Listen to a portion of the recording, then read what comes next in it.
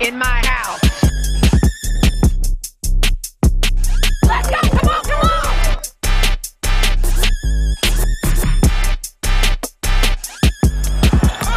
Mike, you talk about reaching back and throwing it down.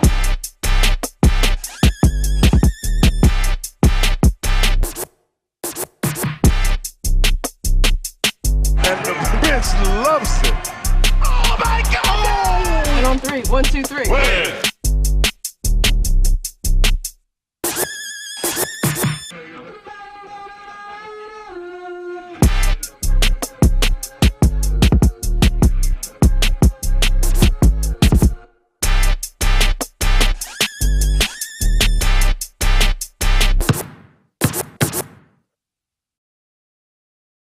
Dear classmates, I congratulate us for having the power.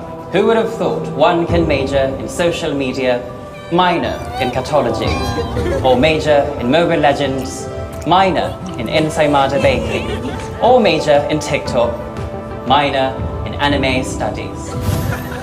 Totoo and chismis, we really can do it all. And since we still have loads to discover, it is time to get giga-powered with Smart Gigapower.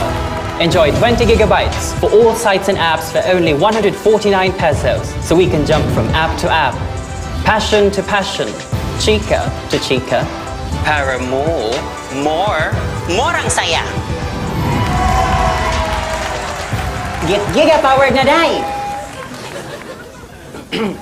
My apologies. Download the GigaLife app and choose Gigapower. Simple, smart ako.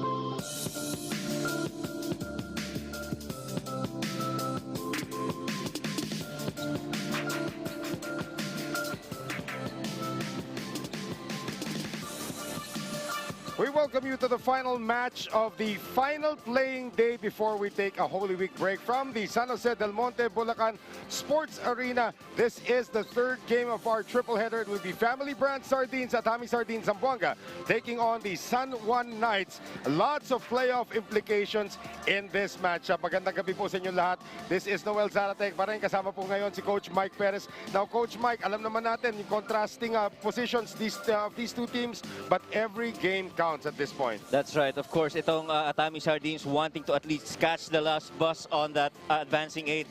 And ito namang San Juan trying to get to the top 4 so that they enjoy the twice-to-beat advantage. Of course, alam naman natin na itong kupunan ng San Juan coming off two very masasabi nating heartbreaking losses, able to get back-to-back wins. Of course, Megan Cabrera is also working with us. Maya-maya we will hear from her. Let's talk about Atami Sardines, Zamboanga, na alam naman natin coming off a masasabi natin sinagasaan sila ng Nueva Ecija Capitals yesterday. Yep, they lost to Nueva Ecija Capital 76-99. Was shot poorly from the three-point region, about 24%. But really, it was the big guys of Nueva Ecija that controlled the paint. Therefore, they just got 39 rebounds and 9 second chance points. Very unlikely for the usual numbers that we have for Atami. Well, alam naman natin hindi masyado nabantayan. This man, King Destacamento, had his greatest performance in the field basket so far in that loss. 14 points, only missed twice from the field. Yep, and the efficiency of King Destacamento, especially inside the shaded area, is something that maybe the coaches would want to explore and give an opportunity for him to show off his wares inside.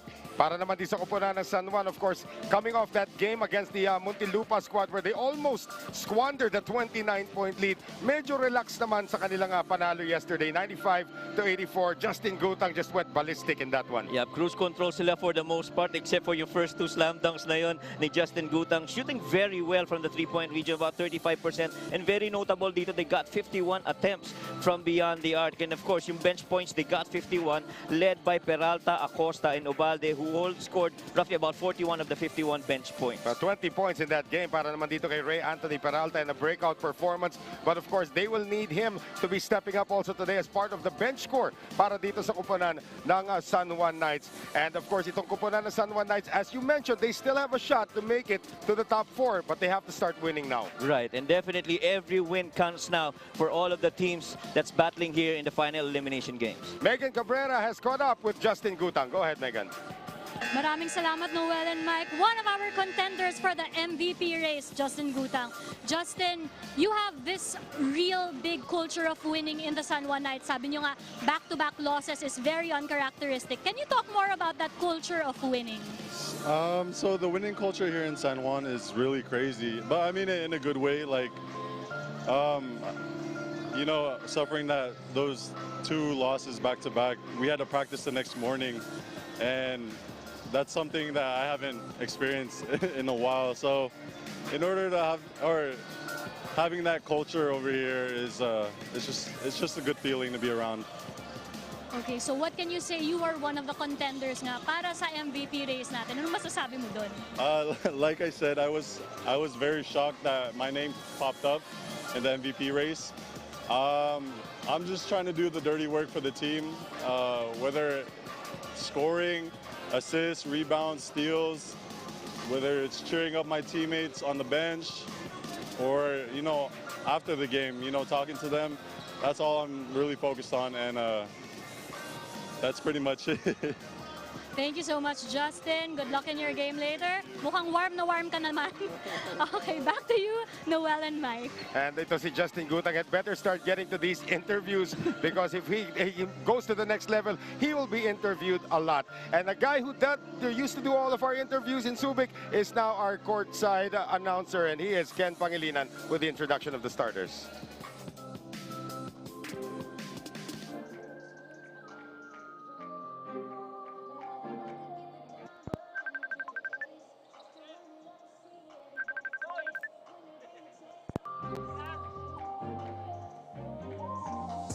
Magandang gabi mga ka-Field Basket. We're coming to you live from the city of San Jose del Monte Sports Complex in Bulacan for the 2022 Field Basket Summer Championship presented by Pure Gold. It's the last game of our triple header featuring the Family's Brand Sardines, Atami Sardines, Zamboanga, versus the San Juan Knights. Let's meet the starters first. For your family's brand sardines, Atami Sardines Zamboanga. At guard, 5'10" from Centro Escolar University, number 0, Aaron Heruta. Also at guard, 6'1" from National University, number 2, Gino Mosqueda. At center, 6'4" from the University of the East, number 9, Adi Santos. At forward, 6'2" from SDI College, number 17, Chaps Bautista. And at the other forward, 6'4" from AMA Online Education, number 28, Chito Jaime. Their interim head coach is Hubert De Los Santos.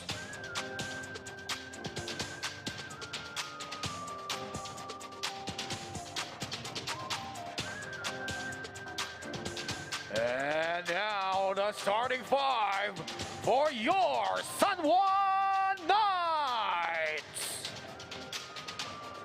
At guard, 5'6" from Centro Escolar University, number 5, Orlan Wamar. Also at guard, 5'10" from Centro Escolar University, number 17, Judel Fuentes. At center, 6'6" from Mapua University, number 6, Mark Sarangay. At forward, 6'2" from De Ocampo College, number 22, Jonard Clarito. And at the other forward, 6'4" from College of St. Benilde, number 18, Justin Gutang. Their interim head coach is Nani Epondulan. Our game officials, crew chief Jojo Melas, and our 2 Benji Tonga. Our technical delegate Yeah, narinig ko lang. Gusto ko lang marinig yung Mr. Rafael Britannico habang pinag-uusapan natin ang starters sa magkabilang kumpanan. Also interesting to note, Coach Mike, that these are 2 interim coaches. Their head coaches are in bubbles right now sa collegiate ranks. That's right, and every assistant coach and interim coach would have to step up because the stakes are also higher here in field basket. Itong kakupunan ng San Juan Knights, of course, Nani Pondulan at the helm in lieu of itong si Randy Alcantara, pati na rin si Yong Garcia who are now with the Mapua Cardinals. Samantala, Coach Vicky Casiano is with the National University. Game time na po tayo dito. Adi Santos jumping kontra rito kay Jonard Clarito. We are underway. The red shirts belonging to the San Juan Knights.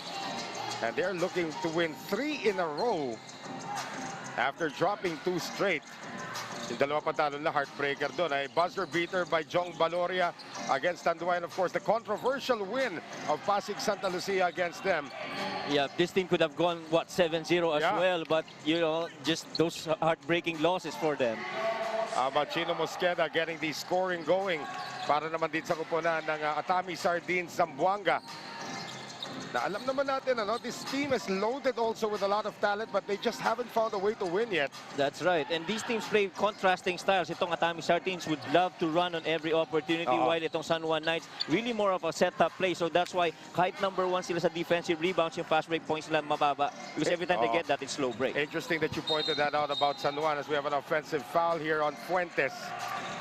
Na itong San Juan is actually rebuilding 4 players remaining from that runner-up team in the Field Basket Subic Championship. As we see that last replay on that offensive foul. So technically rebuilding, tapos dinagdagan mo pa yung aalisin mo yung head coach and bringing in Nani Pondolano. I was talking to the other day, sabi he's doing head coaching, he's also doing the head scouting job, at siya rin na kumakausap sa management. Yep, So it's a lot of work. Yeah, tsaka hindi ganun kadali yun. Ang daming moving pieces in your Yes. rebuilding process. As much as possible, you want to have a good base. Pero there's a lot of movement, pero control, medyo mahirap yan. Senator Jingoy Estrada, of course, is in attendance once again here in Bulacan. It's a 4-0 start para dito sa Atami Sardines Zamboanga. Jonard Clarito with the stretch. First basket of the game for the Knights. Very quickly, Jonard Clarito testing the defense of Adi Santos right there. And that time he succeeded. Itong si Jonard Clarito coming out of De Ocampo Memorial College. Bautista gets blocked, gets it inside, and Chito Jaime will get his first field goal and a three-point play opportunity. In as much as the other night against Nueva Ecija, medyo nahirapan si Chito Jaime to impose his will. Dito medyo may laban siya ng konti against kay Mark Sarangay, who feels medyo mas mabilis siya ng konti. And of course, the assist delivery of the game brought to us by Happily. Happily is available via delivery and takeout sa Grab. So itong si Chito Jaime, who was drafted by the Santa Lucia Realtors in the PBA in 2010. Ganun na po siya katagal active sa sport of basketball. A 12-year pro out of AMA. Yep, and very, very fit yung kanyang skill set ngayon sa basketball, especially when you have stretch force all the way that's playing.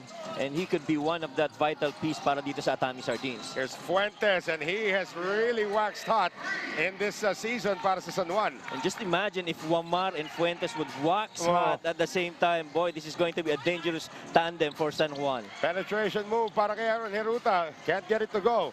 And Jonard Clarito comes away with it. Wamar ang magbababa ng bola. CEU kontra CEU palalabanan natin here at the point guard position. Different generations, of course. Chino Mosqueda, out of National University, matatawagan ng foul dito. Yeah, immediately they go to that side ball screen involving Mark Sarangay right there. As we hear this move by Judel Fuentes, shaken big for that three. Judel Rick Fuentes. I mean, what a revelation he's been para dito sa kupunan ng San Juan Knights. Sarangay getting it now to Justin Gutang. Mr. Ano ba yan? Fantasy stud eh. Right. Ang daming numbers na ginagawa parating nitong si Gutang. Ang dami niyang contributions in the game. He can score, he can rebound, he can assist, he can hit you in many ways than one. There's a rebound. Could this be an assist? If Wamar takes it all the way, hulog pa ni Wamar. Papunta rito kay Clarito. Hindi nagkaintindihan yung dalawa. Eto na ngayon si Bautista. On the spin. Jumps is set back that time by Gutang. Wow, like what we said, iba-iba talaga contributions nito si Gutang. Time to score naman. Time to score. Ay, naku, nagmintis. Sarangay with a follow-up. A good follow-up there by Sarangay of that miss by Justin Gutang. And Gutang always, when he dips that left shoulder, you know he's going to attack. Well, tied at 7 ngayon, just underway. Just a little over 3 minutes gone by dito sa ating first quarter. Quick release, Chaps Bautista. Well, Chaps can hit you with those threes, but he's got to be more consistent game on game because they need a lot of points coming from their wingmen.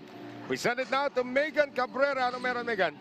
Noel, Coach Hubert de los Santos of Atami Sardines, Zamboanga says that they may be coming from back-to-back games, ngunit pinaghandaan na nila ang larong ito.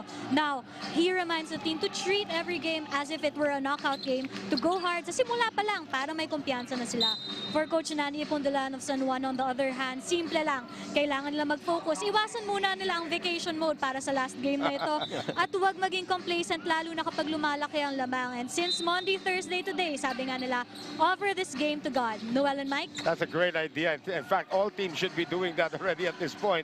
10-7 ang ating score as Aaron Heruta is gonna run over his schoolmate.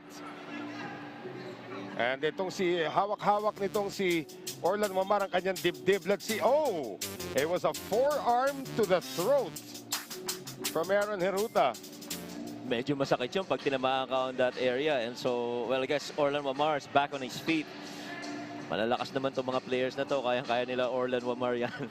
I'm not sure kung sinong head coach ni Orlan Wamar sa college, but I'm sure eto nga sila, oh, it's gonna be an unsportsmanlike foul against Heruta.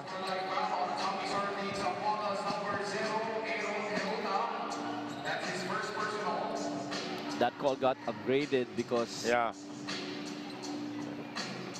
Well, yung coach nila, Aaron Heruta, nung panahon nila, was Egay Macaraya, of course, sa CEU. So ito si Orlan Wamar at the free throw line. Well, going back to that report of Megan, I like that immediately Coach Nani Ipondolan addressed that wag muna maging complacent because, you know, that's been the story of San Juan. Oh, that's directly onto the chin pa nga ni ni Orlan Wamar, yeah. Hit in the throat areas. Wamar splits the free throws, which is a rarity. Wamar at one point in the Subic bubble led the league in free throw percentage. And of course was also a member of the Mythical Five. That's probably not gonna happen this year unless he comes up with some kind of a spurt here towards the end. Let's see if this could be the start of it as Orlan Wamar misses from the outside. Nice rebound by Justin Gutang, who just lays it in, wanted to dunk it. Yup, and very early, active na active ito si Justin Gutang. After that basket, balik agad, pick up kagad siya kay Jabs Bautista. And really wants to win for San Juan. There's a lot on the line para dito sa San Juan. May flopping doon taking a foul. And that's a rare mid-range shot coming from Adi Santos. Yeah, Adi Santos not really known for his perimeter jumpers, really more known for slashing. Well, if that's something that he's improved on, that's a welcome opportunity for the guy. That could be his ticket to the pros, actually, if he can develop that. Right. Gutang for three. The variety of ranges that Justin Gutang can attack is really just improving as the game goes. And we'd like to thank eMedisure Pharmacy, our prize money sponsor. 1 million pesos going to the champion team of the Field Basket Summer Championship. The lead is 1 para San Juan. Gustong bawiin ni Bautista. Can't get it done. Battle for the rebound will be secured by the red shirts once again. Coming up on the halfway mark nitong ating first quarter, here is Judel Fuentes. Jonard Clarito sees an opening, will give it to the post case Sarangay. And Clarito, the hang time move, and that is something that Toto Dohilio of De Ocampo Memorial College should be very happy about. Grabe, the ability to suspend himself in midair and still control that shot going in. Just body power there for Jonard Clarito. One of 4 holdovers from the runner-up finish as we have an offensive foul on Adi Santos. If you're Coach Hubert, you can't be happy with the last 2 sets of Atami Sardines. The first one, everybody was just standing around. In this one, with this offensive foul on that illegal screen, that side dribble weave is really what initiates their offense. So they got to start it right. Nang hinayang doon, itong si Chino Mosqueda hit a 3. Jeff Avillonar is seeing his first action of the game. Again, only 4 holdovers para dito sa kupunan ng San Juan Knights from the runner-up finish last year in Subic. Orlan Wamar, Jonard Clarito, as we take Wilson, the official game ball of the Field Basket Summer Championship. Wamar can't hit the 3. Kasama dyan si Ato Ular at saka si Joseph Ubalde. Those are the only 4 players remaining from last year's runner-up finish. And Adi Santos with the circus shot. And a 3-point play opportunity. Yeah, dyan natin mas kilala si Adi Santos. Offensive rebounds, defensive rebounds, putbacks inside shaded lane. As we see that Adi Santos shot. And the instant replay brought to us by Smart. Simple. Smart ako. And Adi Santos, always an adventure when he's at the free throw line. As Ato Ular will check in for Mark Sarangay. Same thing with Choi Ignacio seeing his first action of the game. Adventure pag si Adi Santos. Kahapon yung unang free throw niya, a pair of free throws, pumasok yung pangalawa kapos. yung consistency sa pag-take ng free throw and the results. Kaya we were saying earlier na hindi siya masyado known for his perimeter shots. Well, at least he makes this one. Well, Adi Santos off to a good start. 100% from the line. Minsan mo lang masabi yan about Adi Santos. But we have a tied game now at 15, Coach Mike. And the drive, Gutang. Gutang is just toying with the defense now. Yeah, and Atami Sardines got to be conscious that every time on that left side, again, if he dips his left shoulder, he definitely is going to attack. Avillonar had a good game yesterday. Also para sa Atami Sardines Zamboanga in the loss against Nueva Ecija. Good roll there by Adi Santos. Ignacio, less than 5 to shoot. Avillonar, hahanapin pa rin to si Mosqueda. He's got to put it up. He does. Almost. Battle for the rebound. Won by San Juan. Gutang into the front court. Real quick. Inside to Ato Ular, who lost control. Gutang ilalabas. Wamar for 3. And that is going to stay, or make that, it's going to go to Atami Sardines Zamboanga. Wow, Wamar still struggling from beyond the arc. He's now 0 out of 3 from there. And those are good looks. Walang defense in front of him, so he should be able to make that. Tandaan natin, Orlan Wamar started the season by missing the first 3 games because of a wrist injury sa kanyang kaliwang kamay. Now, you can probably say that's his offhand. Pero holding the ball, di ba may motion kapag tira nun? If your mechanics are a little off, it's going to affect your shooting. Yeah, and at saka pagkabalik niya, yung pagkabalik niya, I recall yung first 2 baskets that he made are really 4-point plays in the 3-point region. So 26 in that game. Right, so we were thinking okay na yung kamay niya. But as it, baka mamaya, it's been wearing off. Oh, King Destacamento seeing his first action of the game. Well, it's good to see King Destacamento getting involved in the offense very early, and he's very active now in the floor. 14 points in the loss to Nueva Ecija, and Jonard Clarito with yet another penetration as the San Juan Knights have now opened up a 4-point lead against Atami Sardines Zamboanga. Let's take a look at our pure gold move of the game from the former Cobra out of De Ocampo Memorial College, Jonard Clarito. A 4-point lead for the Knights. We'll be right back.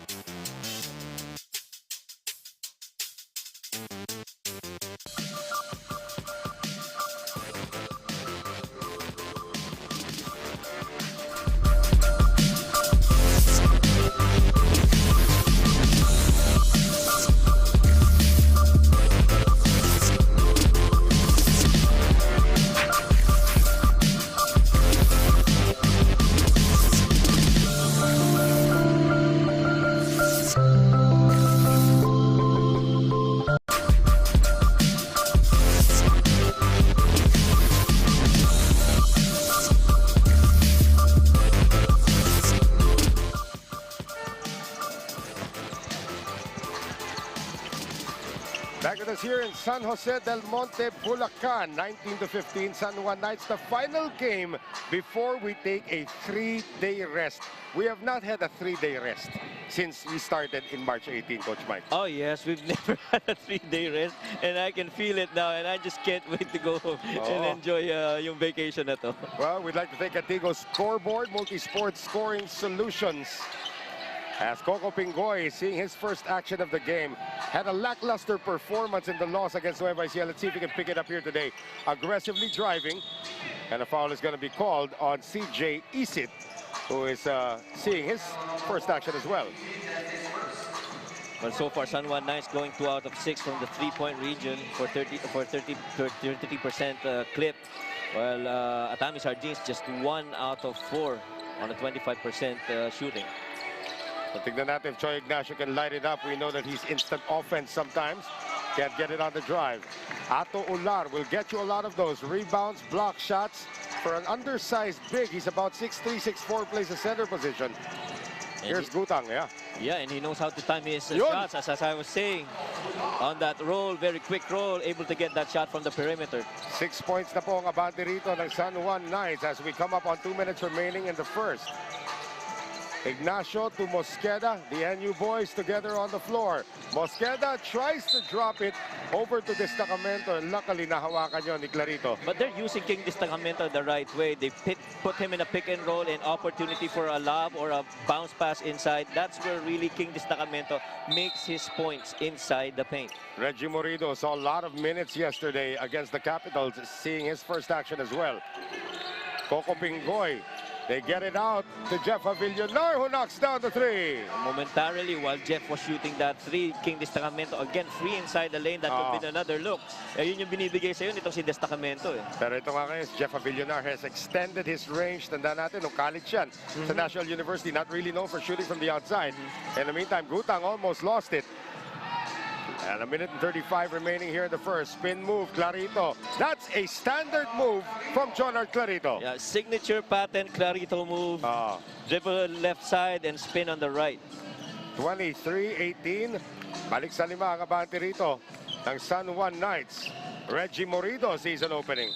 Tries to finish with the left hand. Almost got it to go.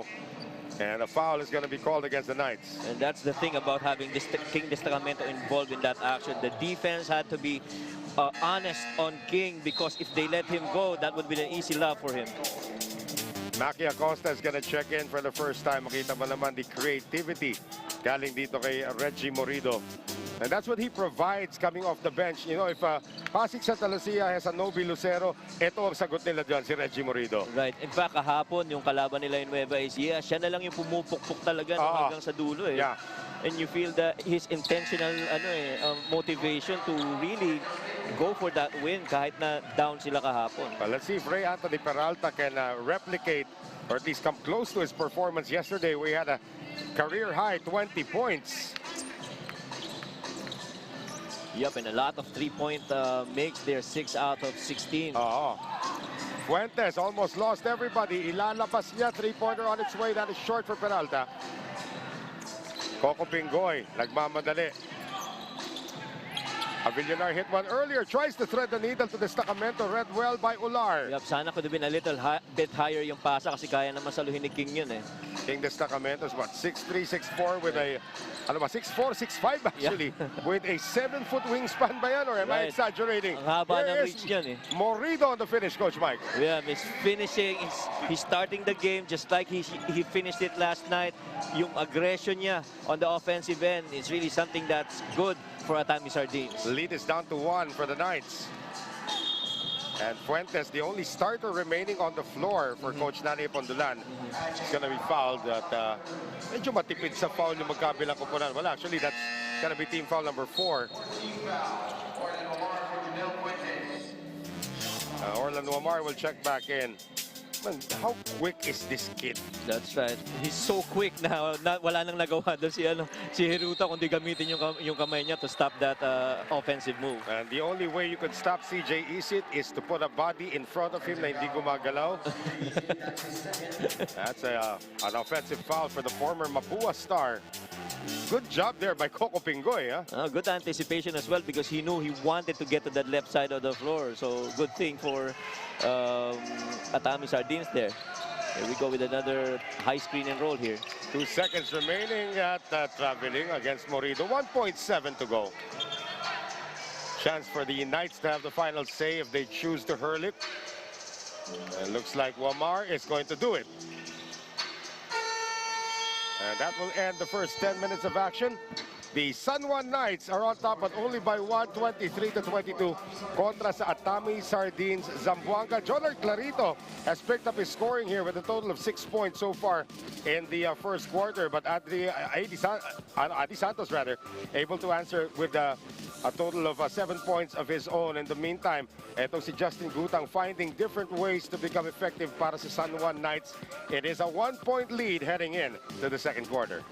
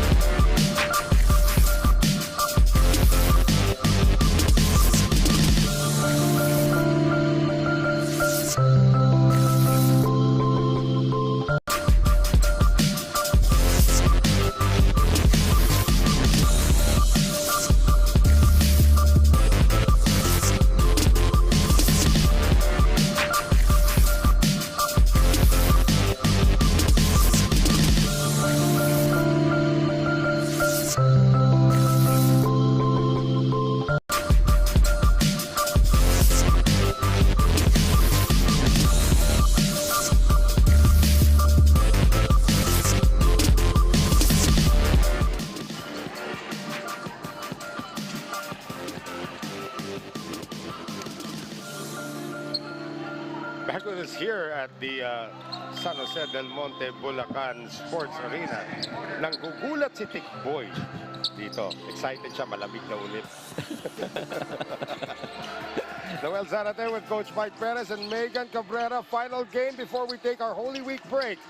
And it's an important one in terms of the standings. Tandaan natin, San Juan is in the middle of a 2-game winning streak. If they win their 3rd straight, and they will get to 6 wins and 3 losses with 2 games remaining. Parang napupunta na sa kanila yung top 4 position, although anything is still possible at this point. That's right, and still a lot of games ahead for the other team. So makikita natin magiging implication yan sa seedings as itong San Juan Knights would have relatively a lighter assignment in Danao, but the last game is Nueva Ecija. That's going to be very telling on where they rank in the seeding. Well, let's see if kung bibigyan pala ng importansya, and if they can actually crash into the top 4 already, they might start relaxing also some of their players. Tandaan natin, San Juan is only dressing a total of 13 players today. At ito naman ko po na ng Atami Sardines, we're gonna have a jump ball called only with 12 players naman in their lineup, Coach Mike. Well, that's right. Pero kung tactical ang gagawin nila, they want to pick teams, then that's when they decide if they want to win that last one or just play it out. So at this point, it's still you need to win. Para sa Atami Sardines Zamboanga naman, they can still have a relatively good position in the playoffs. I'm not quite sure if the top 4 is still in their radar at this point, but they just want to make the playoffs. Kasi sabi ko kay Javi kanina, dalawang teams are already eliminated here in AMA Online Education and the ICC Blue Hawks. Samantala, may dalawang teams na assured already of the top 2. We're talking about Tanduay and Nueva Ecija. And kung ikaw ang number 8, it's not going to be very easy because if you get to number 8, you barely got there. Tapos pagpasok mo ng quarterfinals, you're meeting either Tanduay or Nueva Ecija kagad. So that's tough. So Chito Jaime able to get the first basket para naman dito sa kupunan ng Atami here in the second quarter. 25-24 San Juan. Ato Ular scored first here in the second half. Can't get the pass over to Peralta. Wamar, 3 on the shot clock now. Orlan Wamar jacks it up and he scores! And a foul called. 3-point play opportunity for the former University of the Visayas. Ano ba tawag sa kanilang Baby Lancer? As we take a look at our Pure Gold move of the game brought to us by Pure Gold. Don't underestimate a 5'6" guy who is determined to score. Yeah, and that wasn't easy at all. You get past De Hoya and Jason Strait. Itong dalawang to, very athletic guys with strong body. Orlan Wamar just did spectacular on that drive. Ito si Orlan Wamar was a member of the mythical team in the Subic bubble alongside Renz Palma, Tomas Torres, Michael Mabulak, and the eventual most valuable player, Simon Camacho. As we have another report coming from Megan Cabrera. Noel, Coach Hubert of Atami Sardines Zamboanga going into the second quarter reminds his team na magaling dumepensa ang kalaban nila at kailangan nila itong tapatan. They need to really cover the court and run.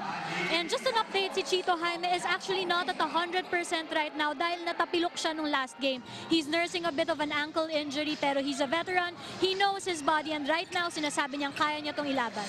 Noel and Mike? He's 38 years old and he looks like he's 28 and looks like he can put up with some 18 years old as well. Itong si Chito Jaime. Well, some 38-year-olds now would say sana all, no? Yung situation nila. Tama ka. Jaime gets ambushed. And that'll be number 2 on CJ Isit. But I like the adjustment made. Third na pala ni Isit, ha? Oh yeah, that's the third. So that's a quick one. But I was saying that I like the adjustment of Coach Hubert on that high pick and roll. They really adjusted the angle of that screen, giving enough space underneath when that roller goes in the paint. Fuentes has returned to replace Isit. So is Aaron Heruta. He's back on the floor ngayon. Shot clock at 9 para sa Atami Sardines Zamboanga. Heruta hit some big shots yesterday. Gets tied up here. And the recovery made by Ato Ular. And you expect Ular to see a lot of minutes in this game as well. That's right. And I think yung 1-2 na jump stop na yun ni Heruta, kind of limited the way he could have given options. Kasi kung 2-foot jump shot yun, he could have turned either way. But with the one stop, you just have that one pivot already. Wamar is getting close to finding the target. Rimmed out on that last attempt. Here's De Hoya, and I spoke to him before the game. I said, you are a spitting image of your father. Sinabi niya, I get that a lot. Of course, his father, Maki De Hoya. Panahon natin yun, Coach Mike, ha? Oo naman. Tinabot ko sa San Beda Mendiola when I was there. He's ahead of me by 3 years. Really, yung contribution niya si Maki De Hoya sa legacy ng basketball in San Beda and even in the PBA. Galing yan si Maki. Bautista whistled for the foul, and going back to Maki De Hoya, was part of the Team Redeem noong 1991 SEA Games. You have to remember, noong 1989, natalo po ang Pilipinas ng gold medal sa Southeast Asian Games in Malaysia. And they put together one of the strongest teams on record noong 1991. Kasama po doon ang father ni Daniel De Hoya na si Maki De Hoya, alongside guys like Berhel Meneses, Jude Limpot, Johnny Aparientos. A very young Marlo Aquino was also on that team, as Maki Acosta gets his first field goal of the game and happily is available via delivery and takeouts sa grab. Here's Bautista. Lalabas. Jaime lines this one up. Good! Three-pointer again for Chito Jaime. Right now, Atami playing to their DNA. That's their style of play. Advance that ball early on. If you have an opportunity, go for that shot. Chito Jaime cuts it down to 3, 32-29. Wamar on the delayed pick and roll with Ato Ular. And Ato Ular will not miss that close. Doon mo makikita yung difference ng play right here. Oh, kita mo, advance kagad ang leather. And that is an art form of Chito Jaime drawing fouls. And able to get one here, looks like on Maki Acosta. Let's take a look at the instant replay brought to us by Smart. Simple, Smart Ako. And a spin move here by Ato Ular. Contrasting talaga yung style of play nito. Mas surgical tong itong San Juan pagdating sa half-court set. Ito namang Atami Sardines, they really want to advance that leather, go into that early set habang hindi pa nakapwesto yung depensa ng kalaban. That's a Randy Alcantara thing. Right. It's a Randy Alcantara formula. Because if it were Nani Ipondolan following his pattern, kilala mo naman si Nani Ipondolan nung college. This guy loves to run. Tatakbuhan yan. Yes. Yeah, right. And that Jose Rizal College, nung time na yun, Jose Rizal College offense was just a bunch of running. They had a center by the name of Ariel Capos, only 6'2". And they did a lot of running, made it all the way to the NCAA Finals in 1999. Backdoor play ngayon para kay Gutang, and there is a whistle sa pag-drive pa lamang. Good recognition there by Justin Gutang. Ilan sa mga skills na dapat natututunan ng mga basketball players, lalo ng mga bata ngayon playing in the streets. Once you have a guy that's overplaying you, immediately your action should be go backdoor because that leaves that defender behind you. Ato Ular missing on that pick and roll with etong si Orlan Wamar. Eruta now finding Bautista. Yes, go ahead, Coach Trying to Mike. get jabs on the post, sensing that it's a mismatch with Judel Fuentes. I think Adi Santos is already in double figures at this point. That's right. Adi Santos, I think, already has 10 points. 11 points. 11 points for his name. So Adi Santos, not really known for his scoring, but he has contributed mightily here so far. It's just a 1-point lead for the Knights. Fuentes tries to find Ular. Ular tries to find the ball. And it will be a jump ball. David De Hoya, or Daniel De Hoya rather, is going to win. Well, Daniel De Hoya is one player as you see this move by Adi Santos. Our assist delivery of the game brought to us by Happy Lee. There goes initiated again. So San Juan 34. Oh, that's a walk. Late. Yep. That was late. He was actually waiting for that lift from Chino Mosqueda to go to that wing, but Chino was too deep in that corner. Christian Bunyag also seeing action. I have to correct myself. I think Christian Bunyag was also part of the San Juan Knights from last season. Yeah, so, lima na sila. So. Yeah. Lima na sila doon. Yep. He's been a mainstay of the San Juan Knights team. Fuentes with a series of crossovers, drops it over to Christian Bunyag. Yan ang medyo delikado. If you have a player that's a scorer that can actually feed and facilitate as well, difficult cover every time. Coach Hubert De Los Santos is going to use his final timeout of the first half to address a defensive issue pagdating sa interior as Christian Bunyag puts San Juan up by 3, 36-33.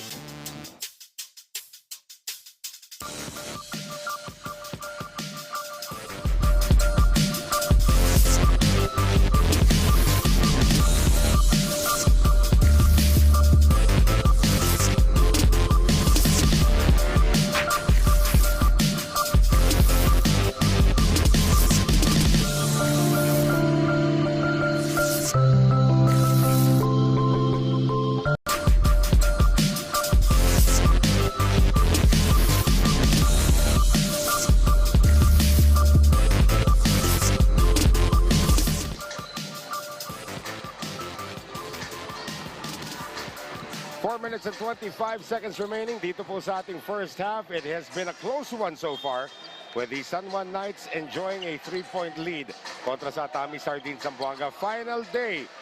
Before we take a Holy Week break, we will resume on Monday with another triple header at yan ang home stretch ng ating elimination round. One team has already completed their elimination round assignments and they're off to Bali, Indonesia. We are talking about Kuala Lumpur Asil, winners of 3 straight to end the elimination round. And that's a beautiful move there by Chino Mosqueda. After all of the options weren't there, he had to create for Atami Sardines and beautifully finishes that one with the score for Atami. Gutang trying to become aggressive. Sa loob, may whistle Ang isa sa ating mga officials, Jaime looking for a traveling violation. Looks like that's not gonna happen. Chito Jaime matatawagan pa ng foul. That's gonna put Atami Sardines Zamboanga over the limit. What a great head fake para dito kay Christian Bunyag. He is learning. This kid's about 6'6", 6'7". But he is really learning how to become an effective big man. Yeah, he has matured already from the last time that I covered him. He's improved on his footwork. He's improved on his finishes. So this gives a lot of upside for Christian Bunyag. So Bunyag trying to put San Juan up once again by 3. As Wilson is the official game ball of the Phil Basket Summer Championship. Nakikita natin dito pa yung mga pamilya ng mga players din have made the trip to Bulacan. Bunyag splits the free throws. Alala ko, sabi kanina ni Alan mga has para daw sila nag-field trip. Diyan di ba si James kanina? Wala. Three-pointers off. James was actually in their last game in Muntinlupa. That's right. Oh, Wamar with a great crossover, getting it over to Fuentes for 3. Good bother that time by Mosqueda. Yep. Into the front court ngayon, ito si Bautista against 5 red shirts. And he drops it off inside to Adi Santos.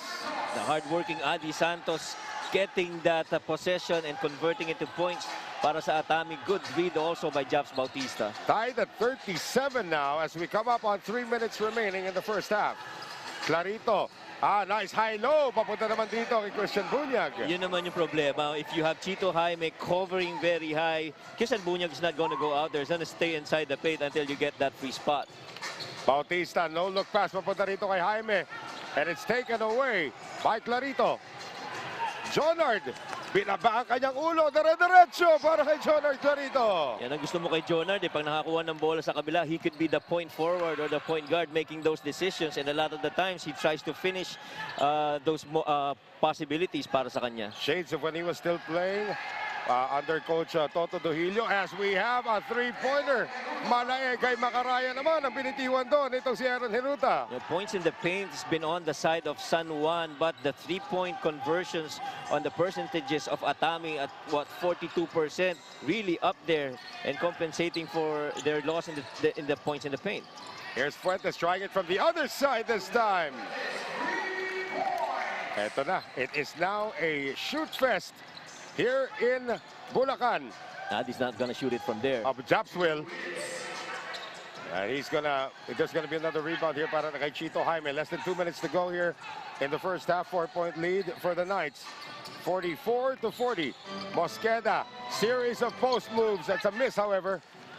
Sayang yun, pero yung talaga strength ni Mosqueda, kahit na galing sa taas, kayang pumosta niya pababa. Lalo na with the smaller guards. Ito naman si Fuentes, ang strength niya, ang kanyang speed and quickness. Right. Gutang sizing up Bautista. Now picked up by Santos on the switch.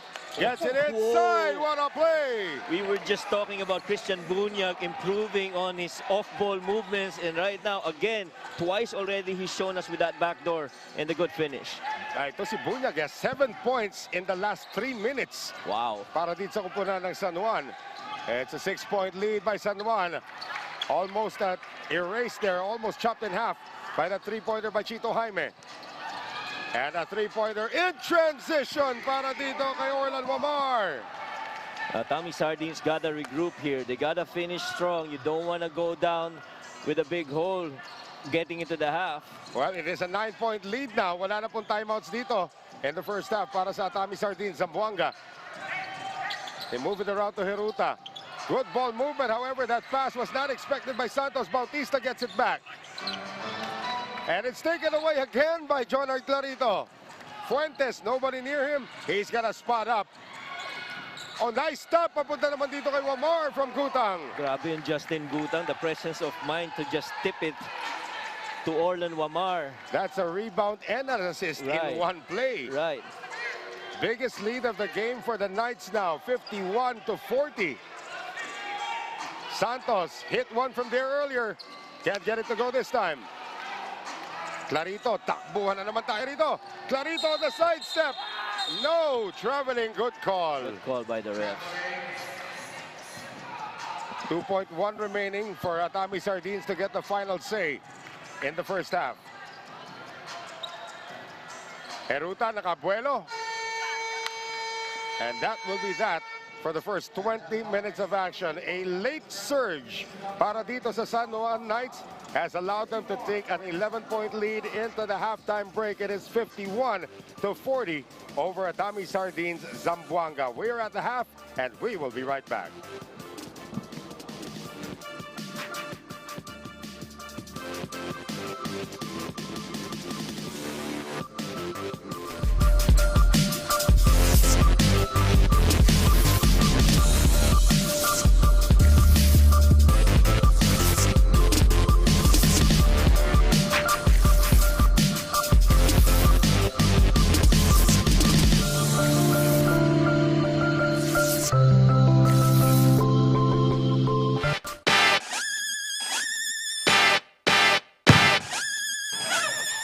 Not in my house. Let's go! Come on, come on!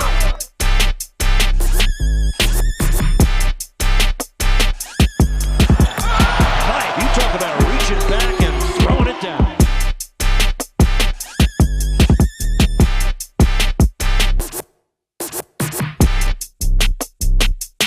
And the bench loves it. Oh my God! 1 on 3. 1, 2, 3.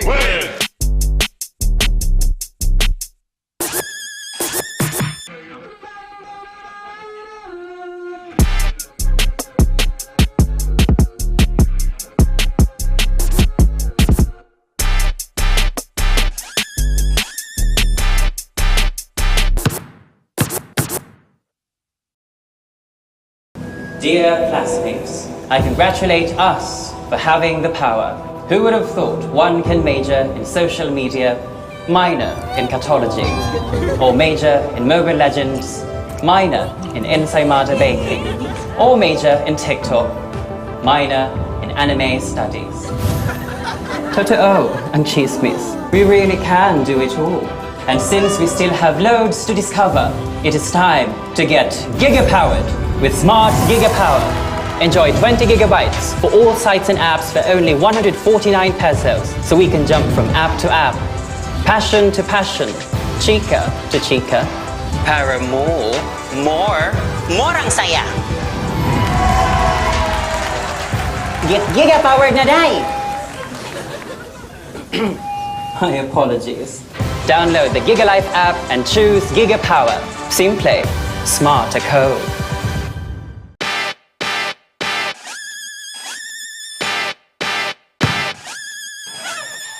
Not in my house. Let's go! Come on, come on!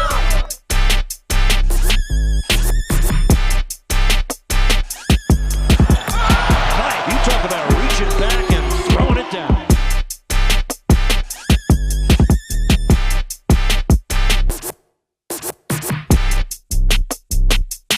And the bench loves it.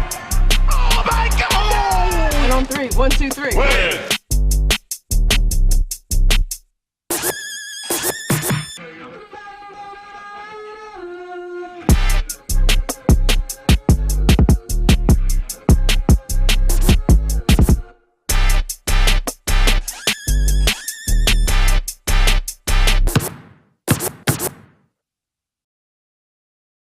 Dear classmates, I congratulate us for having the power. Who would have thought one can major in social media, minor in Catology, or major in Mobile Legends, minor in Ensaymada Baking, or major in TikTok, minor in Anime Studies. Totoo and Chismis, we really can do it all. And since we still have loads to discover, it is time to get giga-powered with Smart Giga-Power. Enjoy 20 gigabytes for all sites and apps for only 149 pesos, so we can jump from app to app, passion to passion, chika to chika, Para more ang saya. Get giga-powered na day! My apologies. Download the GigaLife app and choose Giga Power. Simple, smart to code.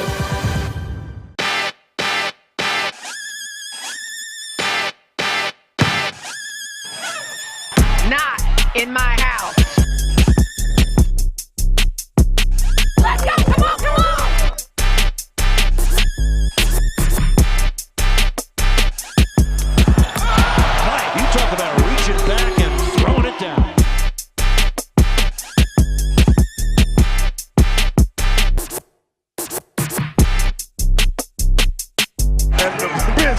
comes. Oh my God! 1 on 3. 1, 2, 3.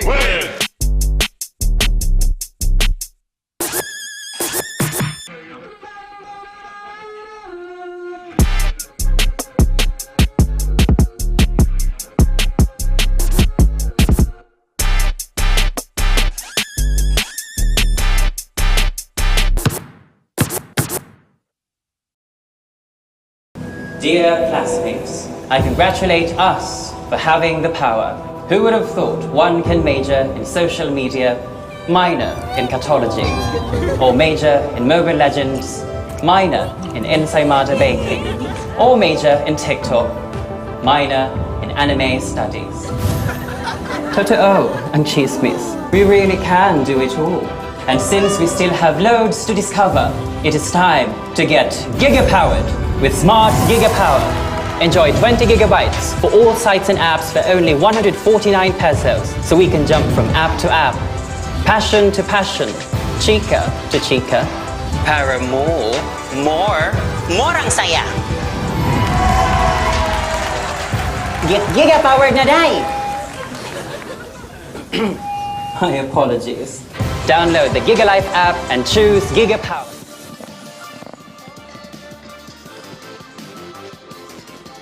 51-40 at the half. The San Juan Knights, kanina dikit yung ating laban, but then an explosion happened towards the end of that second quarter, and they're up by 11 now against Atami Sardines, Zamboanga, Coach Mike. Well, a lot of that really coming from a good start nitong Atami Sardines, trying to keep in step with San Juan. Of course, Jonard Clarito, as well as itong si Adi Santos, who's led the scorers for Atami. I think he's got 12 now in the game. And of course, Orlan Wamar contributing in the mid of the first quarter. And Chito Jaime able to make those threes. Actually, doon nabuhay ang ang Atami Sardines on the threes. Really, it's Justin Gutang all over the place contributing para sa San Juan. It has been a team effort so far for the Knights. Let's take a look at some of the numbers from the first half. Well, field goal percentages, kita mo naman yung disparities. 59% versus 42%. Almost the same volume of attempts. Pero pag tinignan mo yung 3-point conversions naman, doon naman bumawi ang Atami Sardines with 36% over the 4 of 13 nitong San Juan Knights. Points inside the paint, of course, favoring yung San Juan because of the back cuts and the movements of the players, especially Christian Bunyag and Ato Olar in that second quarter. And while they lack in inside points, they make it up for 3 points. Ito namang si Atami Sardines. Bench points contributed more for San Juan, 17 versus 7. Medyo given na mananalo San Juan pagdating sa bench points dito with the likes of Ato Olar, pati na rin si Christian Bunyag. And speaking of the leading scorers, Jonard Clarito, lahat ng pinag-uusapan natin about San Juan, when will Clarito explode? When will he get his usual contributions? He's doing very well in this game, Coach And maganda yung timing na ginawa niya because now is really a good time to start imposing his being Jonard Clarito in the team. And with the backup of Orlan Wamar and Justin Gutang, and sama mo pa yung magandang ginilalaro ni Christian Bunyag. If this were the playoffs, magandang development ito para sa San Juan. Right, two players in double figures naman. Adi Santos leading all scorers with 13. Chito Jaime with 2 3-pointers already across his name. A name we are not seeing here para sa San Juan so far is Judel Fuentes. Although alam naman natin, he can just light it up anytime he wants. Yeah, and si Judel naman will find his spots later on, and he knows kung ano naman yung kailangan niya i-contribute sa team. So he's not in a hurry to get to those points. But once kailangan nila yun, I'm sure Judel's gonna step up for them. At pakiramdam mo dito sa San Juan, even if Randy Alcantara is not here, Nani Pondolan's been doing a great job. Parang hindi rebuilding team itong San Juan when they play. Anything that's system-based talaga, ganun talaga. You put up that standard and you just follow that. Kahit magpalit ka ng coaches and players, it's still going to be there and you get up with the same results. Again, coming off itong Kuponan ng San Juan with really heartbreaking losses against Tanduay and against Pasig Santa Lucia, but able to string together 2 consecutive wins. Can they add a third one to that one? At ito na, Judel Fuentes, pinag-uusapan lang natin kanina, nagparamdam ka agad. Siguro narinig niya habang nag-i-inbound, pinag-uusapan lang, di pa ako may score.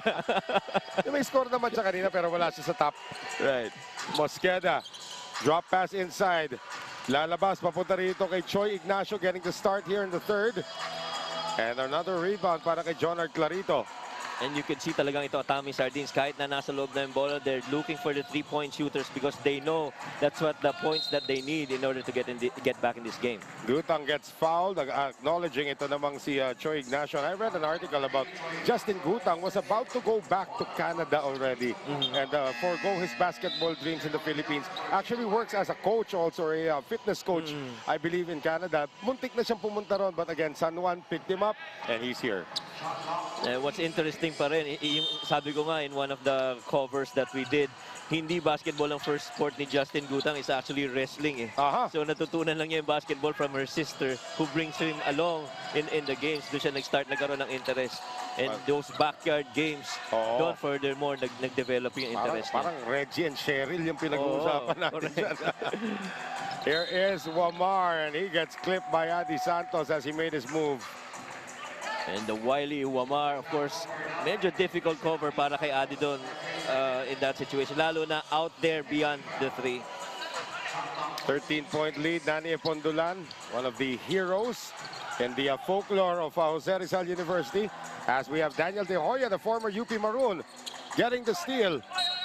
And that will stay with the white shirts. I'm really just waiting for that game where Daniel De Hoya would finish in situations like those. Because if you watch his scouting video, the ones that you have in YouTube, makikita mo scorer to si Daniel. But he's been a pass-first point guard. Right. But he can actually score too. Gutang somehow finds Wamar, and Norlan Wamar is gonna hit the three. And before kanina, yung mga threes niya, walang bantay, nagmimintes. Ngayon may bantay. Nako-convert naman niya. Ngayon, 16 points na ito, Coach Mike. At itong kakupunan ng Atami Sardines Zamboanga has not yet scored here in the second half. And it poses more problems to them dahil itong San Juan Knights has actually shifted to zone defense, negating those dribble side weaves that they execute. De Hoya steps out of bounds after the miss by Avillonar. And medyo nag-stall yung offense talaga nila. Ito yung wild assist delivery of the game brought to us by Happily. Happily is available via delivery and takeout sa grab.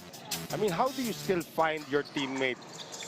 Pag ganon, great recognition there as Fuentes scores again. Kaya nga pagkasalo ni Orlan Mamar, he happily sank that three.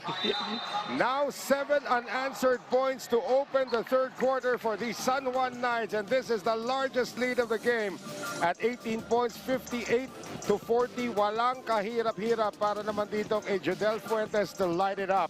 And Atami Sardines is in trouble. They call this timeout.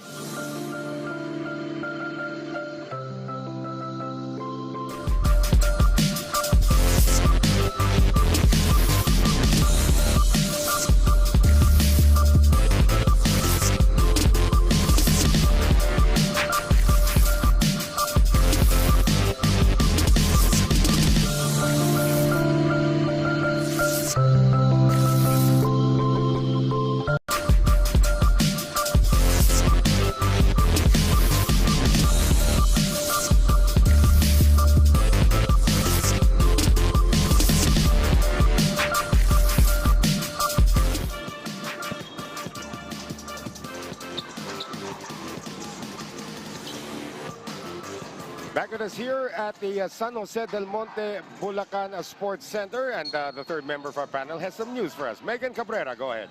Alam mo, Noel, if there is one word to describe the Atami Sardines Zamboanga's huddle at the half, it would be intense. The team really maximized their time to realign going into the second half because they know what is at stake here. Sabi nga ni Coach, nahihirapan ng mga players yung pigilan ng kalaban, and they really need to do something about it. Now, the players also took it upon themselves to figure out on their own bago sila magbalik sa court kung ano ang gagawin nila. We'll have to see how this plays out. Noel and Mike? They still look lost to me, Megan, at this point. 9-0 run ongoing para dito sa kupunan ng San Juan Knights, and another miss from Choi Ignacio. They have not yet scored here, Coach Mike, sa ating second half. Somehow you have to ask yourself, ano ba to? Effect ba to nung mahirap na laro nila kagabi against Nueva Ecija? Right. Could be. Well, you know, both teams coming off a back-to-back, although lighter assignment naman ang nakuha ng San Juan. And they played in the 1 p.m. game. Correct. So nakapagpahinga pa sila. Right. And yung travel time mo pa going here. Yeah. Avillonar. And that's gonna be, ano yung tinawag dito? It's gonna be a hold on Sarangay. Let's see if a change in the point guard position is going to do some good for Coach Hubert De Los Santos sa pagpasok dito ni Coco Pingoy. Here's a Villanar.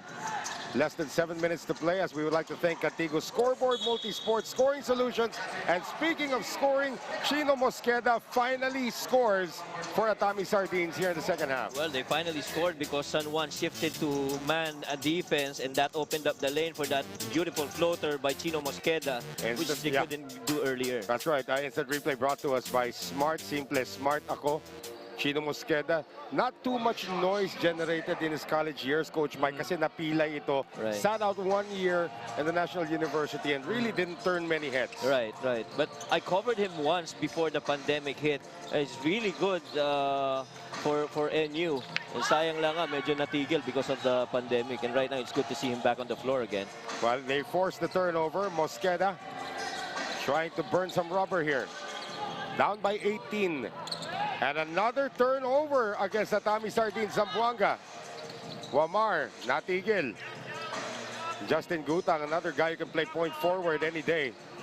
Post up dito, Clarito working against Japs Bautista. They're about the same height, and Bautista is the veteran of the two. Here's Mosqueda. Yes. Huwag ka makikipagbanggaan sa kayang tumanggap ng bangga. Coco Pingoy will get to the free throw line. And of course, we'd like to thank our prize money sponsor, Medisure Pharmacy. 1 million pesos going to the champion of the PhilBasket Summer Championship. So Coco Pingoy, a legend, a high school legend, masasabi natin out of the Far Eastern University, went to Ateneo, had all sorts of controversies surrounding his stint in college, as we think, of course, psyllium fiber, manufactured by Leone Agri Corporation, then wound up with Adamson University and is one step away from joining the PBA draft. That's right. And everybody in the basketball, in the Philippine basketball, if you're really a fanatic, you should know the story of Coco Pingoy. And this guy, a lot of upside, and right now he's really just trying to regain the time that he's lost in terms of basketball. I remember na-cover ko pa siya in high school doon sa NBTC kay Coach Eric Altamirano. He was declared the MVP of that tournament. Here's Orlan Mamar, naipit doon. So we really wish that Coco Pingoy would make that next step to the PBA. Here is Fuentes, and he is gonna roll that in. Na-draft na daw. Na-draft yung nakalagay dito. Ano to? Fantasy. So he has already been drafted. All right, Coco Pingoy now. Lining up a three. Yes! He loves that spot on the three, top of the key. And pag nakita mo si Pingoy, the very few times that you see him on the floor, siya yung vocal leader inside, directing everyone. Well, they need a lot more of that if they're going to come back from this 17-point deficit. Right. 63-46, coming up on the halfway mark dito ating third quarter. Fuentes has caught fire here. 7 points in the third. Make that 10 points in the third for Judel Fuentes. Well, not really the prettiest offensive set for San Juan, but if you have a Judel Fuentes creating for you, why not? Back to a 20-point lead for San Juan. Mosqueda, sinosona na naman sila rito. Yep, and so tumigil na naman yung freedom nila. Pingoy from straight away comes up short.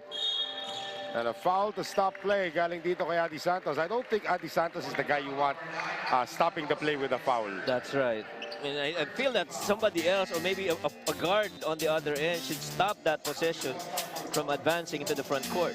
How about this pure gold move of the game? Brought to us by Pure Gold. Judel Fuentes unti-unting umatras tapos biglang pumukol.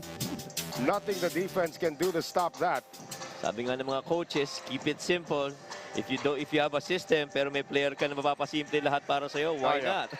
That used to be Orlan Wamar before dumating si Fuentes. Right. Fuentes, tried to run a delayed pick and roll there with Maki Acosta, but Maki was not there. That's right. Imagine the potential kung magkasabay na pumutok tong si Orlan Wamar tsaka si Judel Fuentes. Oh, wow. Scary. Well, right now, it has been Judel Fuentes doing the damage here in the third quarter as Bautista comes up empty. Mosqueda, ikot. Wilson is the official game ball of the Beautiful. 2022 Phil basket. And Jeff Javillonar finds a way to get to the free throw line. Finally, they went to the post in breaking that 3-2 zone, that 2-3 zone. They've been trying to beat that with the 3, but they're not converting them. So it's a good thing that they went to that short corner until that dive there by Javillonar. Jeff Javillonar's younger brother, Pau Javillonar, actually played in Phil basket last season. Yeah, I got to cover him too in one of the tournaments, and magaling rin yung yung batang yon. Good nose for the ball, like his kuya. Right, like his kuya.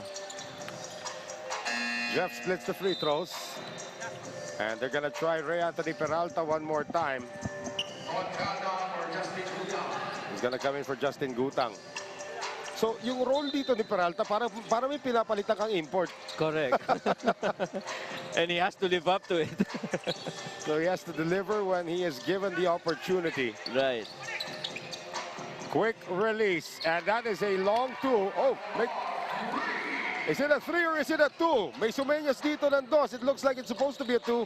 As happily is available via delivery and takeouts a grab. They're going to have to review that one. That is a 3 for Chino Mosqueda. So one referee signal 2, the other signal 3.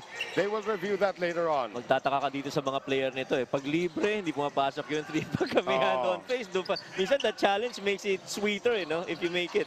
Oh, good roll there by Maki. Maki Acosta is struggling in this game. Atami Sardines, Zamboanga wanting to run at every opportunity. And it's a good thing Mosqueda was not able to put a finger on that ball because it is awarded to them. Yan ang naman ma-appreciate mo kay Chino Mosqueda. Talagang all out yan pag naglaro. Take a look at this quick release once again coming from Orlan Wamar. At unti-unti na pong umiinit etong Cebuano. Pingoy. Javillonar tries to hit Jason straight on the run. At buti na lang para sa kanila, nagbanggaan ito si Ato Ular at saka si Orlan Wamar. That's right. And it's good help defense there by Orlan Wamar, preventing that clear dive by Jason Strait. Mosqueda missing. And here comes San Juan once again. Wamar, nice pass to Acosta. Grabe yung peripheral vision nitong si Orlan Wamar. Waited for that defense to commit before giving it up. Here's Pingoy. Ikot ng bola, Mosqueda. Nice ball movement once again for Atami Sardines Zamboanga, but when will they shoot? Pingoy says, I'll do it. And Pingoy knocks down his second 3. That's a good 3 from Pingoy, but you'd like to see Jeff Javillonar also take that short corner attempt because he's been getting that very near the post area. Here is Isit finding Acosta, bothered by the defense. Pingoy, the trigger, papuntang front court is intercepted here by CJ Isit. Wamar for 3 again! Twice already on that outlet for Atami Sardines. San Juan able to recover and convert that into 3 on the other end. Kapos naman ang tira dito ni Mosqueda. Looks like he's running out of gas. Yep, and somebody needs to replace Chino Mosqueda para maka-recover naman siya ng energy. Well, you got 4 subs waiting in the wings ngayon para sa Atami Sardines. Less than 2 minutes remaining in the third. Acosta. Ato Ular right now. Shot clock winding down. Peralta with a long 2. And there's Senator Jingoy Estrada. Although they're up by 21 or 22 points, hindi pa rin naniniguro. Javillonar. Pingoy now getting the pick. On the drive, Pingoy, and down he goes. And Pingoy taking it on himself to try and beat that zone defense. So Ular's gonna be called for the foul. We're gonna have a 4-man sub. Well, 3 lang kasi shooter daw ito si Pingoy.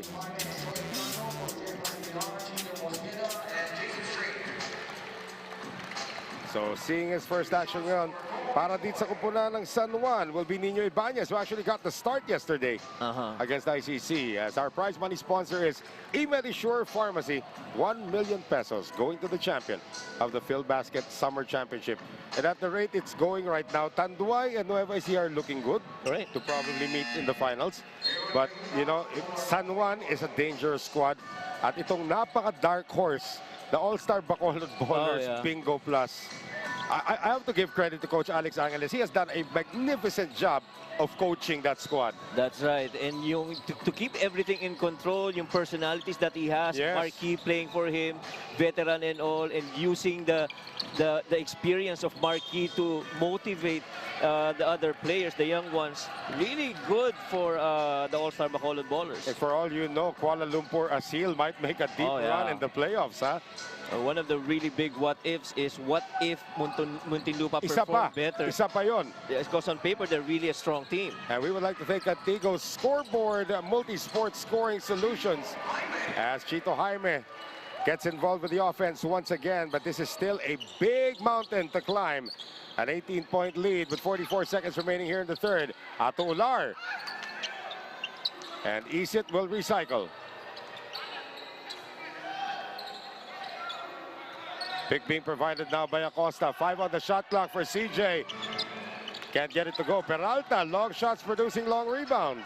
Galing rin ng time ni CJ Isit doon sa tira. Nung nakita niyang nag-roll na pababa si Ular, saka lang niya tinira because he knows may rebounder na siya. There you go. Well, Ular was not at the right place to make that catch. Coach Nani Epondolan is upset. Right. You'd rather that he took the shot than give that pass, right? Final seconds here of the third. Last shot could belong to Atami Sardines, Zamboanga. Heruta passes up. Bautista finds the way to get it inside to Andy Santos. At jump po magtatapos itong ating third quarter with the San Juan Knights San Juan Knights leading by 11 at the end of the halftime break. Now up by 18, 75 to 57 at the end of 3. And it has been a team effort so far para sa kanila. Anchored on their defense, Judel Fuentes with 10 points in this third quarter alone to now join the scoring leaders. Pero ito, Chino Mosqueda took it upon himself to try to make the rally happen. The shooters are now waking up for the Knights as Orlan Wamar contributed heavily in that third quarter. We'll have the fourth when we return.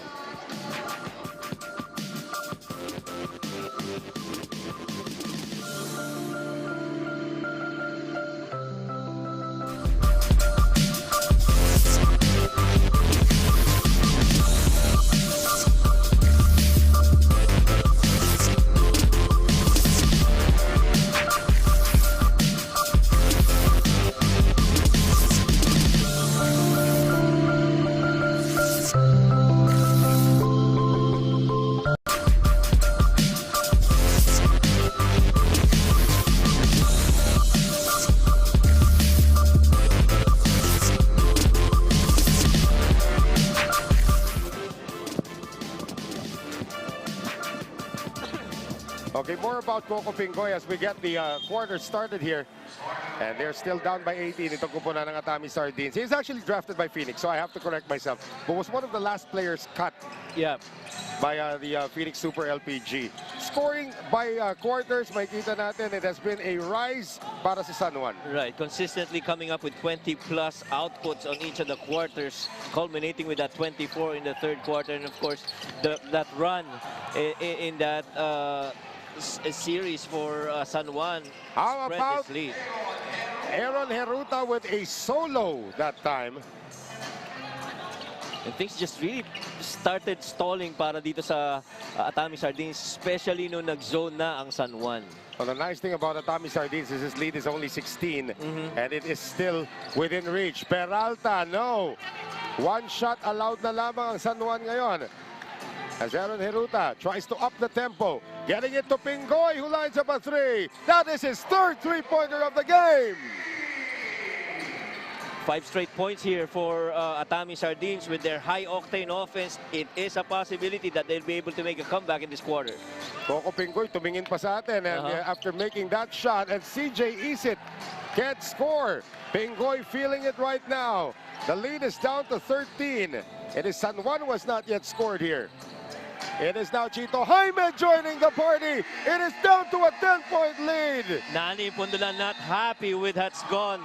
3 straight baskets with no defensive stops at all for San Juan Knights. 8 unanswered points to open the third for Atami Sardines Zamboanga. This instant replay is brought to us by Smart. Simple, smart ako. Nani Pondolan needs a ceasefire.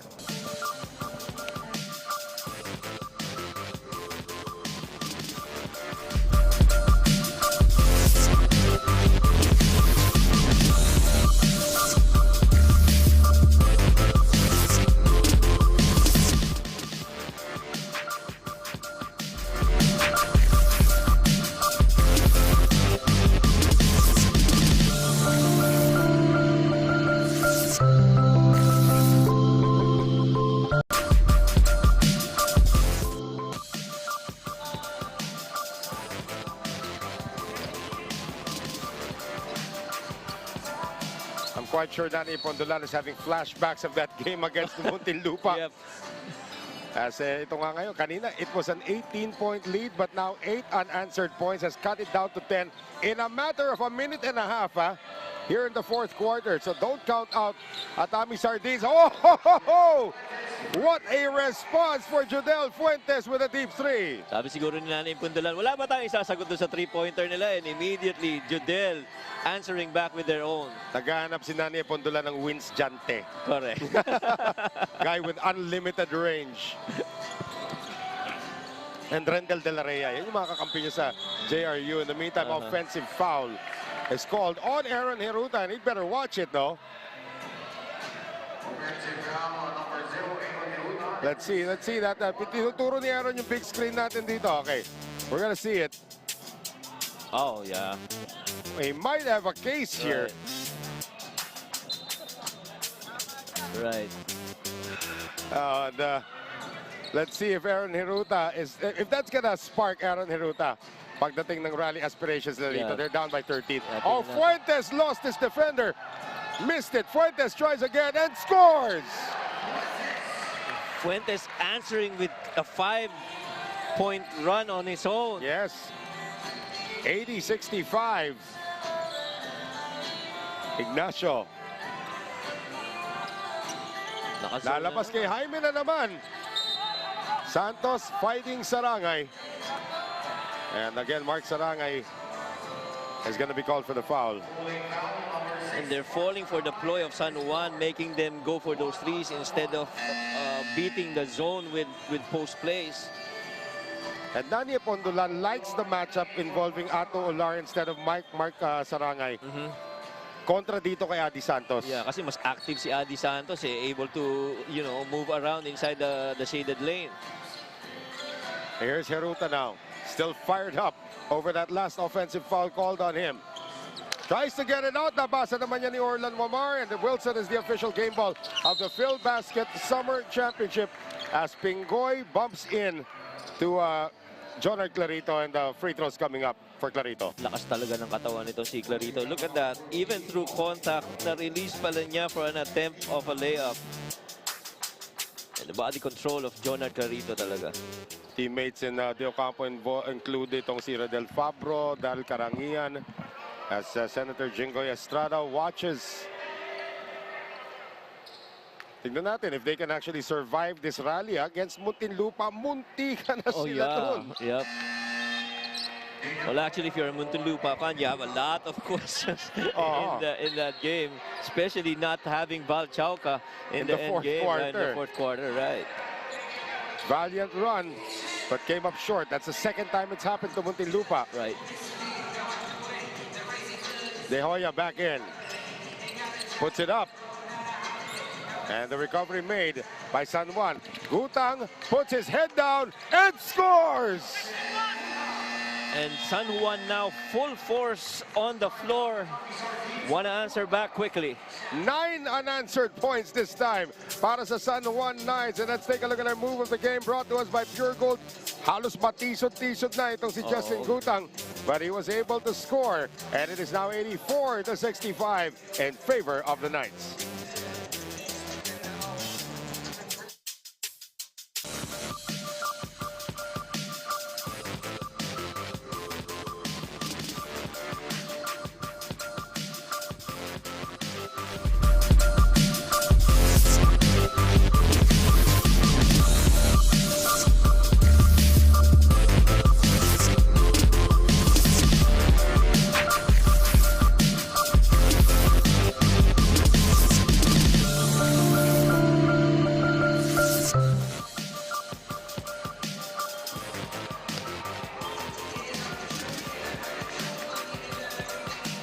Well, ito si Justin Gutang.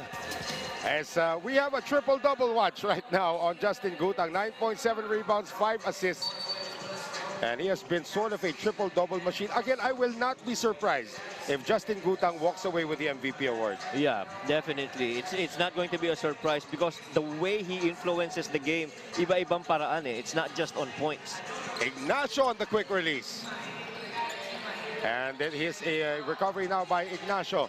Getting it over now to De Hoya. He had passed up on an open shot. Santos asking for it. De Hoya on the drive. And he'll have to earn it from the line. Acknowledging the foul is Orlan Wamar. So you can feel that si Daniel De Hoya talaga scorer to. Kasi immediately nung na-miss niya yun, he was so frustrated with himself. First, he could have taken that three. Yes. Diba? Sayang. Well, they were trying an experiment with De Hoya as the point guard and Coco Pingoy playing off the ball. So obviously ngayon, that's going to change with the entry of Chino Mosqueda. As we would like to thank Antigo's Scoreboard Multi-Sports Scoring Solutions. So a miss by De Hoya on the first. Miss on the second, and we have a free thrower violation as well. So isa pa yan, ang daming free throw woes dito sa kupunan ng Atami Sardines Zamboanga. Of course, Adi Santos is one of them right there. And right now, San Juan shooting really well from the field, 57% and 66% from the two-point field. Here's Ular, and the hook shot works again for Ato Ular. Hirap kontrolin talaga ng Kaliwete sa loob, mas lalo na kung ganung katawan ni Ular na can control his shots. The lead is now 21, which is the largest in the game. Or kanina pala, it was 23. And Ignacio gets away. But they gotta go to their fast game now. They have to be quick. Ganda na kanina, Coach Mike. They had it down to 10. Yep. And yung runs nila predicated on defense eh. So they have to make San Juan miss so that it's live turnover so that they can run. At saan mo na makikita actually yung maturity ng isang Nani Epondulan who can now coach at this level. Right. He's proven himself. Nung una, I spoke to Nani in this building also nung nalaman niyang hindi na makaka-coach si Randy Alcantara for the duration of the NCAA tournament. He was very nervous about coaching at this level and getting the trust of his team. But Nani, again, you know, you look at these kids, I still call him a kid because I covered him when he was a kid. You look at his history talaga, he is a leader through and through talaga. Oh yeah, from the JRU basketball program, who does not know Nani Pondolan? Clarito has to put this one up as Fuentes looks like he injured himself. He's having cramps though. He's having cramps, yeah. Cramps, definitely cramps. And they cannot stop the game right now. They need to foul to stop the game. Mosqueda realizes the situation and drops it over now to Adi Santos. And now they can stop the game. Right. Kasi opensa na ng San Juan. Right. It's a case of the cramps, no doubt. So that'll be CJ Isit's cue to come back in. Let's take a look at the assist delivery of the game. Brought to us by Happily. Happily is available via delivery and takeout sa Grab. And again, Adi Santos always moves well without the ball, Coach Mike. Classic na point guard talaga to si Chino Mosqueda. No, nakita niya, nag-commit yung defense, the creativity to go behind the back. They're gonna need some of their guns in this game. So one gun for another gun. Japs Bautista, the former Pasig Santa Lucia realtor, is gonna check back in. Still enough time ito, although it is a 20-point lead. 4 minutes and 50 seconds. Here's Ular. They have no problem wasting some precious time on the clock. Missing the hook shot this time. Isit. Again, they will recycle. 8 to shoot. Gutang for 3. And Justin Gutang now breaks into double figures. 12 in the game for the former St. Benilde Blazer. And another turnover. Clarito nagmamadali into the front court. And Jonard has it poked away by Adi Santos. So you get the feeling now that momentum is clearly and 100% on the side of the San Juan Knights. Yup, nakikita mo yung control na of the game eh. Bautista tracks this one down. They want to make their run, and it better be fast, and it better be now. Destacamento back in, pick and roll action. Destacamento can't shoot. He's still in the lane. He gets it out now to De Hoya. And Daniel fires a three. Battle for the rebound, skying high and getting it is Jonard Clarito. Well, King Destacamento is going to have a more difficult time with that zone setup because even if he rolls, may depends on the big man nandun eh. So he can only do that kung nakaman yung San Juan. Caldaggers ang ginagawa rito ni Ato Ular, and a foul on Destacamento. Parehong kaliwete, parehong mataas lumundag, mas makapal lang yung isa. Mas malapad. Mas malapad lang. Oh, Ato Ular is just muscling his way in. This guy averaged close to a triple, rather close to a double-double in Subic, where he got more minutes. But of course, you have guys already in your lineup like itong si Justin Gutang, pati na rin si Maki Acosta, so that's gonna eat into your minutes. Right. Big provided by Clarito to try and free CJ Isit. Clarito for three. Why not? That's one arsenal of Jonard Clarito that he started injecting and really brought a different dimension to his play. The lead is now 26 for San Juan. Morido is back in. Destacamento scores. There you go. That's really how he scores, inside the paint, off a feed. Again, he had 14 points in the loss against Nueva Ecija. Pero ito, numinipis na yung oras dito. 24-point lead for San Juan. 3 minutes to go. Ato Ular bullies his way in again. And Destacamento plucks it out of the air. Mosqueda on the drive, finds Japs. And Japs can't hit it.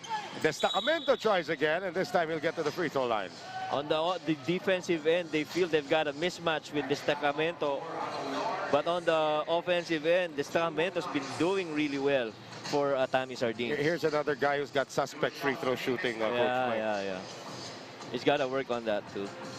Hindi mo alam kung push shot ang ginagawa niya rito sa kanyang free throws. Yeah. He gives up his follow through too quickly. Hindi niya hinuhold eh. You're supposed to hold it on gooseneck eh. Jason Straight on your screens. As King Destacamento. Again, the problems continue at the free throw line.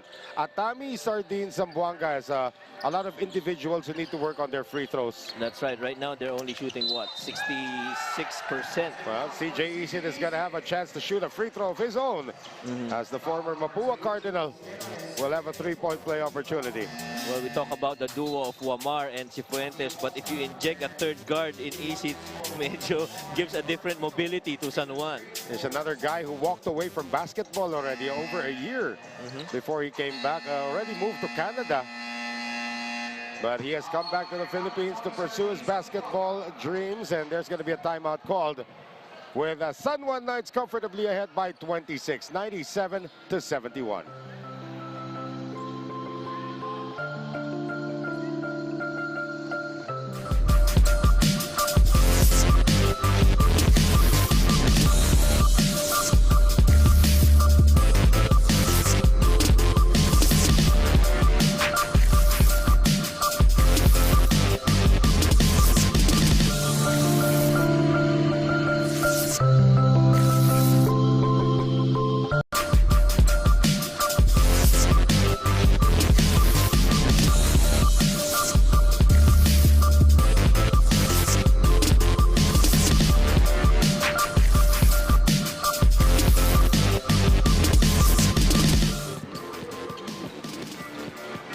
And there is our good friend Dino Lee, who is taking in the action dito. At salamat nga pala Dino sa spare mask.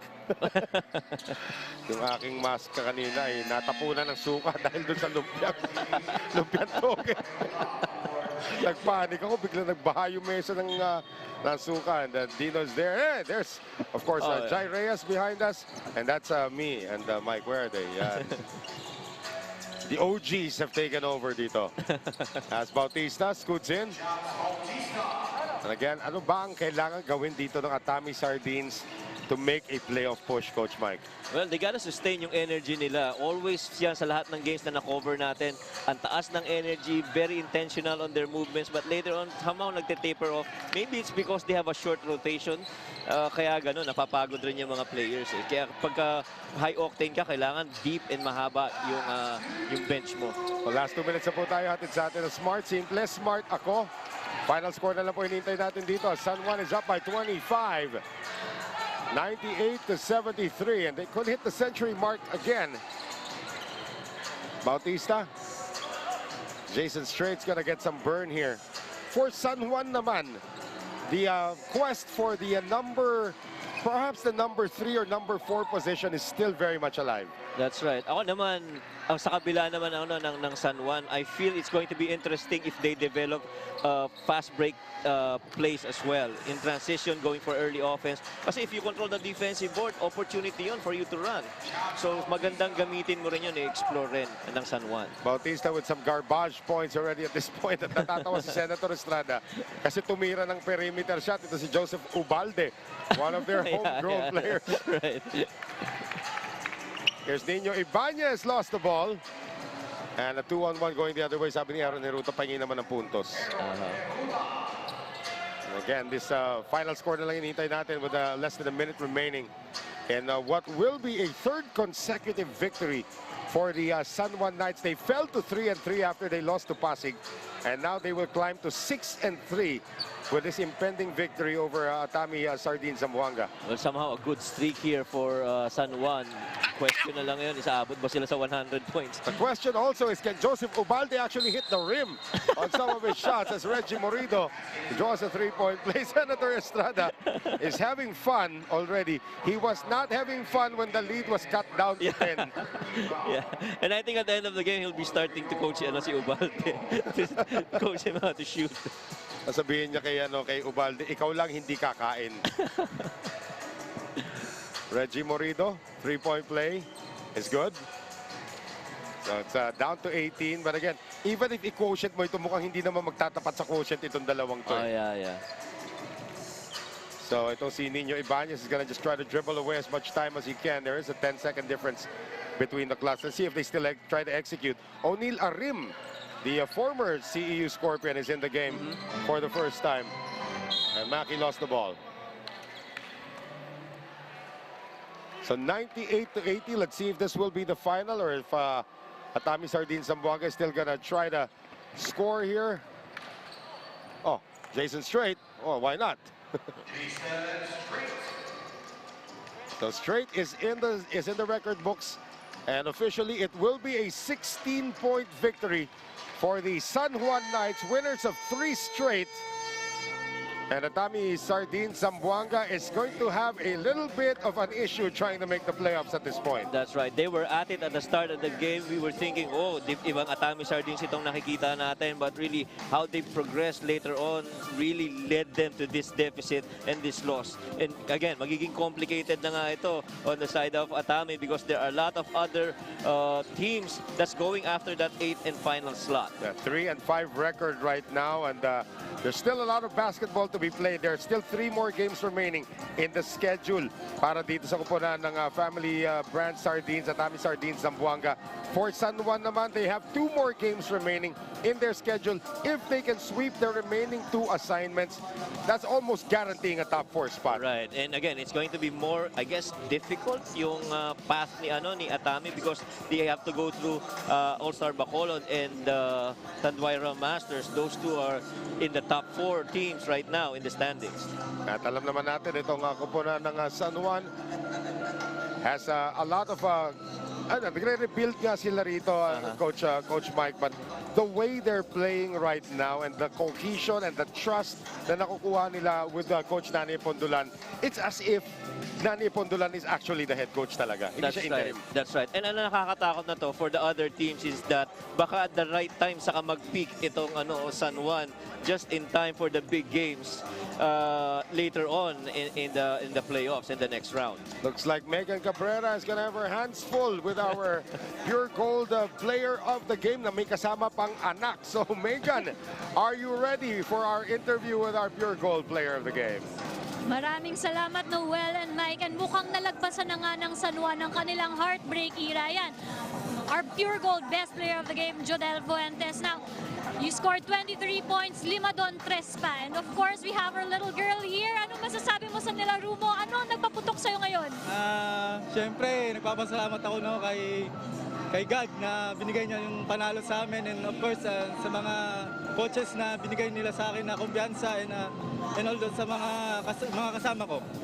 Ayan, ngayon, this game naalagaan nyo ang lamang ninyo. So ano masasabi mo sa team mo? Ano ang masasabi mo sa performance ninyo? And so far, and siyempre parang na-timpla na yung team namin. And of course, sa fourth quarter namin, lagi kaming na kumpiyansa, and also for sa team, yun, nagawa namin maayos. Okay, bati tayo. Acknowledge natin ang ating pamilya na andito. Binabati ko yung pamilya ko sa Davao, and sa mama ko, sa papa ko, sa kuya ko, and kay Senator Jingo Estrada, and kay Engineer Teddy Habines, and sa San Juan Knights, and sa baby ko, and sa asawa ko, Tagapangi. Maraming salamat, Jodel. Congratulations to you and your team. Back to you, Noel and Mike. Sama ng tingin ni Jodel kay Megan. Sino you? But it is official. It is San Juan taking the victory here, 98-82, and they extend their winning streak now to 3.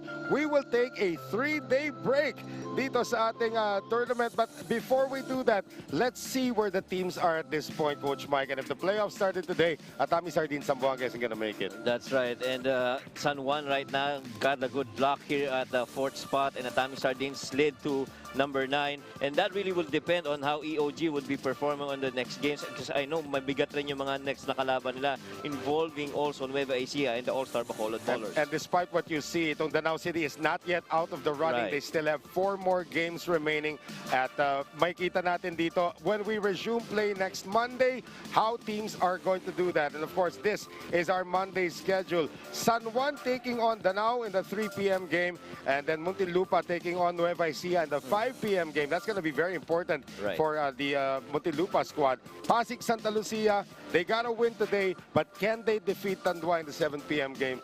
And we wind down the elimination round heading into the playoffs. Maraming salamat po sa lahat ng nanood in our final day before we take our Holy Week break.